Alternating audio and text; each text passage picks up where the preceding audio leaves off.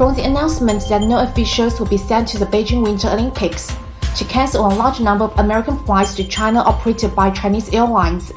And now there are rumors of the so-called evacuation of diplomats and their families in China.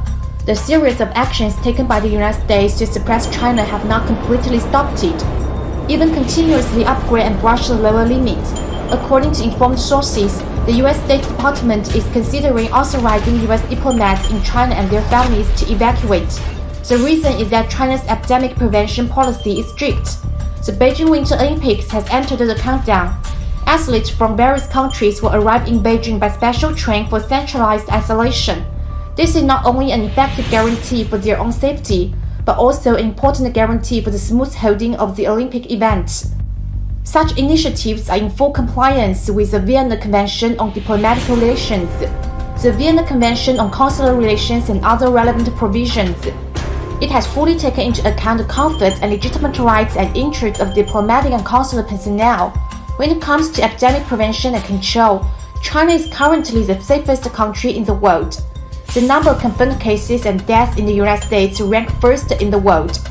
If we withdraw from the safest place in the world to the place where the global fight against the epidemic has failed, it will only greatly increase the risk of infection of U.S. personnel.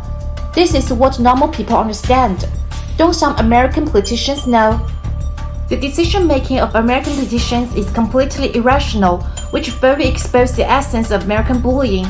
On the one hand, it tries to discredit China's anti-epidemic measures by virtue of the so-called human rights and freedom to cover up the true face of their inability to fight the epidemic. On the other hand, it can also politicize the Olympic events again. In another way, continue to engage in political manipulation and hinder the smooth holding of the Beijing Winter Olympic Games.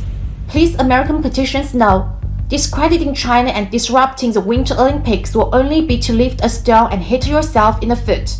The Beijing Winter Olympics is by no means a stage for American politicians to show off.